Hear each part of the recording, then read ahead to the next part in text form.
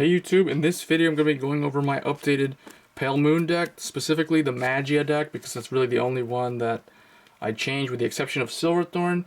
But I'm probably not going to post Silverthorn because Silverthorn all it changed really was it got a new critical trigger, which basically didn't do a whole lot. All it did was replace Poison Juggler. So today we're going to be showcasing my Magia deck, updated from set 6. If I actually now have a proper competitive Pale Moon Stride deck, so we'll go over that. That's probably where we'll spend most of the video in. But anyway, so for Harri, because he's still your main GB2 Vanguard, pretty good GB2 skill as well, because it calls it out permanent. Magia does have some weaknesses. We'll talk about how they tried to fix them with cards support in this set. So, but basically, they got a lot more Magia, which was nice because they didn't, for some reason, like they were lacking it in set 5. So, for Flying Manticore, he has Magia. And his Magia effect is actually a rearguard effect, which is really good. Basically, what he does is GB1, when this unit's attack hits the Vanguard, you can Soul Charge 1, or you counterblast Soul Charge 1, choose up to 1 card from the Soul with Magia, but it has to have Magia, call to R, and that unit gets 2k, and at the end of the turn it goes back into the Soul. So, and then his other effect is when he's placed on V, Soul Blast 1, Counterblast 1, or Counterblast 1, Soul Blast 1, look at 5 cards on the top of the deck, search for 1 card with Magia, reveal to the opponent, put it in your hand, and shuffle your deck. The key thing there is that it goes to your hand, not the Soul or not the field, so that's pretty good. Mainly because they have issues with maintaining the field, so they don't have a lot of like intercept plays and stuff like that. So, Flying Manticore, Magia, so you want to run as much Magia as you can. Grade 2s, 3, Darkside Princess. So this card does not have Magia, but this card is just way too good. So I would definitely recommend 3 at the minimum. 4 is what I was running before, but I had to drop 1 to fit in more Magia units.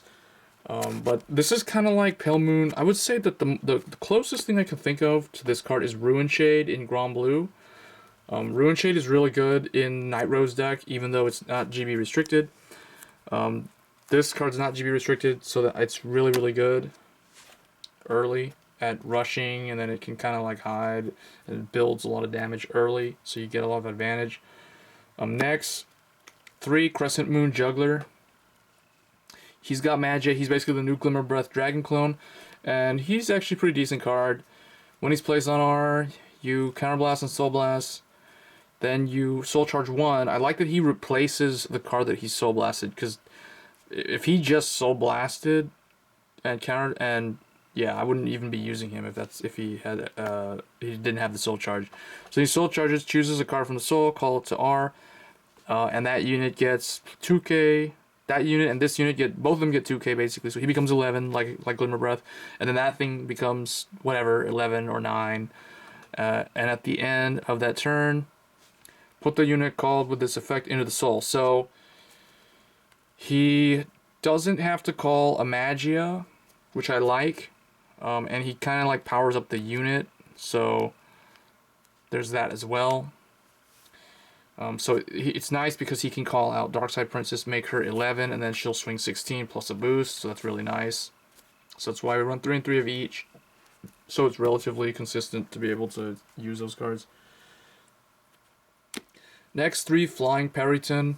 Periton returning from set 5. It has Magia. It's also a really good card for this deck.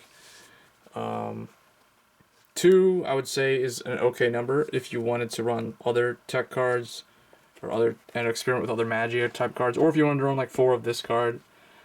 I could see people doing that, but 3 of this is pretty good because it's Magia, and you want to run as many Magia units as you can. Next, the only other grade 2 I am running, I am testing out Dreaming Pegasus. It is basically like Irina from Silverthorns, but it's GB1 restricted, and it's a grade 2. So, when it's placed on R, GB1, look at 3 cards on the top of the deck, search for 1 from among them, put in the Soul, and put the rest on the bottom of the deck in any order. So, it's pretty decent. I feel like 1 of it would even be enough, and this could either be another Periton, or another dark side princess. So, but for now, I'm just gonna keep it like this and test it. Because being able to tutor specific cards into the soul is pretty good, but looking at 3 is not as good as like looking at 5 or just straight up picking a card from the deck and putting the soul. But anyway, it's okay. For grade 1, for Hoopmaster, Hoopmaster is probably one of the best new perfect cards that actually has the new like style. Like, so it has Magia, but it's more useful than say Lilga in Pale Moon, or even the Brave one, and the Rush one. Mainly because this deck, since everything always goes into the soul at the end of the turn, you do not have interceptors often. So what this is designed to do is to basically help you get an interceptor for that turn. So it gives it plus 5k shield. So if you call a grade 0, like let's say you blind soul charged, you either soul charge this blindly or this, and they went in the soul, or they're in the soul for their own effects, then you can like call, you can choose one of your cards from soul, call to a rearguard front row, and it gets plus 5k shield, and it gets the intercept ability. So this will have intercept, and it'll be 15k shield. So pretty good at getting extra shield that turn, like if you needed to. Plus, she just has a regular sentinel effect. Only thing is, I feel like with this card, with this type of cards, you have to have one in the drop zone already. So it kind of encourages you to try to use it early. Maybe it's good to use this to block the first stride of the opponent, especially if it's an on-hit one. I'd probably definitely recommend doing that, so you can set up for it. But yeah, or I guess set up for the second one to be able to use that extra defense if you need it. Next, for Masquerade Bunny, it's just a stride enabler. It's just, it is what it is. Next, for Cutie Paratrooper. So Paratrooper is the new grade 1 that has Magia.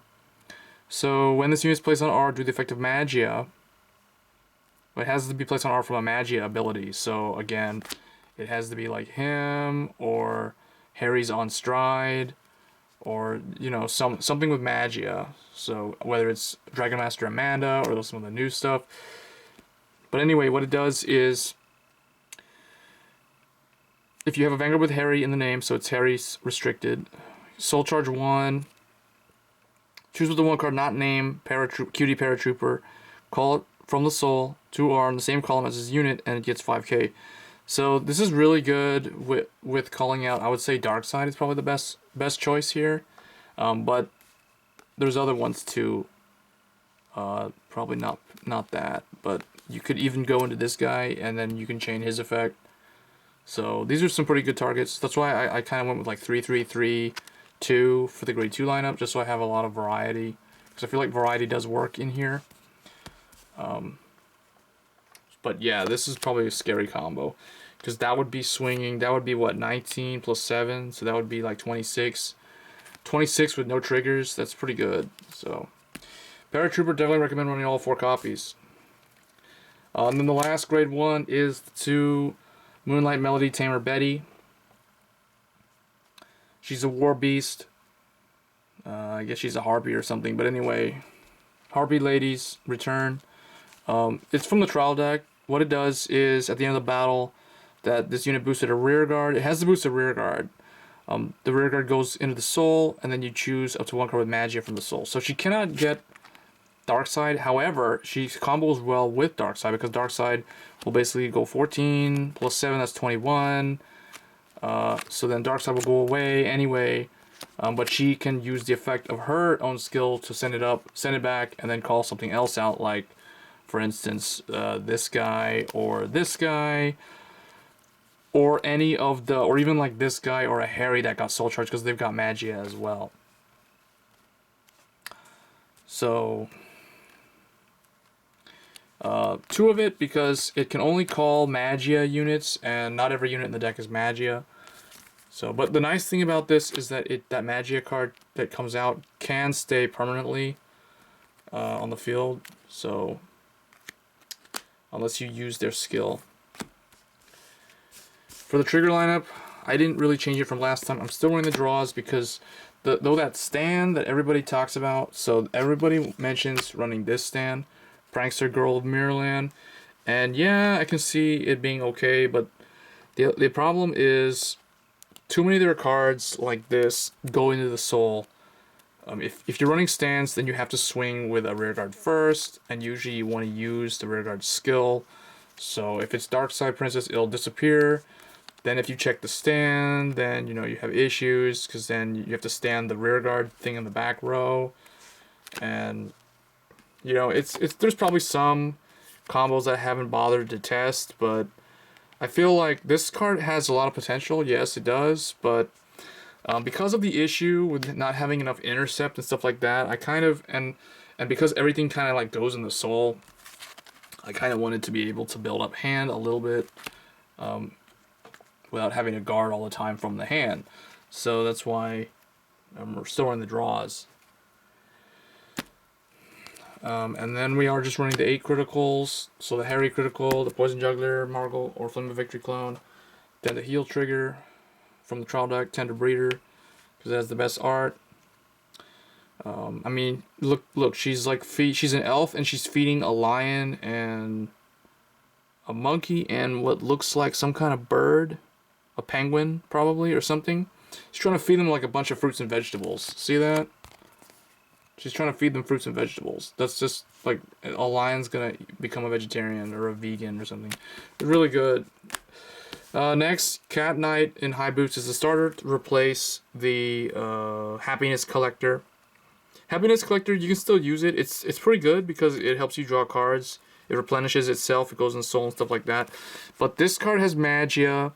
And it's kind of like Little Witch Lulu in OTT, but in the sense that it doesn't have Forerunner. It like stays in the soul when you ride on top of it, so you don't get that extra 5k boost early, which is not that good. But you can still rush pretty good with your rear guards. Like if you call out Dark Side Princess for instance, and you rush with it, you can swing 14 to 9s, and that forces 10. It's even better if you call a 7. So then you just swing everything to Vanguard. But yeah, he has his pros and cons. A lot of the new starters, I feel like they have a lot of pros and cons that are pretty easy to assess. But yeah, Happiness Collector, where is it at? Happiness Collector is still a pretty solid starter, I would say. Another mention is the PGG, but it's not really needed, I feel. The deck doesn't counterblast too much. And then the other card is Card Dealer Jacqueline. Jacqueline is also pretty good because she calls stuff out and she doesn't put them back in the soul, unlike the new guy, this guy. So that was the main deck. For the Stride deck, 1 Ardor Dragon Master Amanda. You only really need 1, unless it just depends on how your Stride deck is. Mine's set up in a way where 1 of this is enough, because I am running 4 of the new Curtain Call Announcer Mephisto. Surprisingly, this guy was not that hard to obtain, even though I didn't pull a single one from any of my 4 boxes. Maybe it's because he's a double R, or maybe it's because Pale Moons is not that popular compared to Shadow Paladin, Royal Paladin, and Grom Blue, and even Neo Nectar to some extent. But yeah, Curtain Call Announcer Mephisto, he's really good. 3 of him is okay. 4 of him is probably kind of like a must-do, since they don't have a whole lot of other choices. I mean, the only other choices you have are really Lunatech Dragon. So I have my 2 Lunatechs from before. But I feel like, surprisingly, this card is way more expensive than this guy, even though this guy is a lot more useful in much more situations. This guy's very situational. You kind of already have to... you have to have the ability to call a bunch of units out. I feel like this guy, he can mesh well only when you are able to... You do the on-strike skill, but then if you have like cards like this set up to go off that turn, then Lunatech would work. but Mephisto is definitely more consistent, so that's why I'm running 4 of him. He has Magia, this has Magia, that's the reason why we run this. So this is usually first stride, this is second stride, but you can potentially first stride him, but you never really would, because you wouldn't be able to call anything. But yeah, Amanda first, this guy second, he flips himself up. Then you can either go into either of these. If you go into him, I would flip this up, so that way you can call 2 per your 2 Magia, like that. So pretty good. And then after that you can go into Lunatic if it's still somehow alive, or you can just go into Harri and finish them off. So now I have a Dragon Masquerade Harri, which basically fixes the problem that I had before, where back then I guess he was hard to find, I guess. His price has gone down online a little bit, I think. I don't really remember what it was originally, but I just know that I didn't have one for the longest time. But yeah, so now I actually have a proper Pale Moon Stride deck compared to what I had before. So unfortunately there's no more Clifford, but he's an on-hit, so we don't really need that guy. So anyway guys, that was my Pale Moon deck. Hope you guys enjoyed the deck profile video, and let me know what you think in terms of the grade 1, grade 2 lineup, or even the grade 3 lineup, or even the trigger lineup. So anyway guys, looking forward to your comments, and I'll see you guys in the next video. Thanks.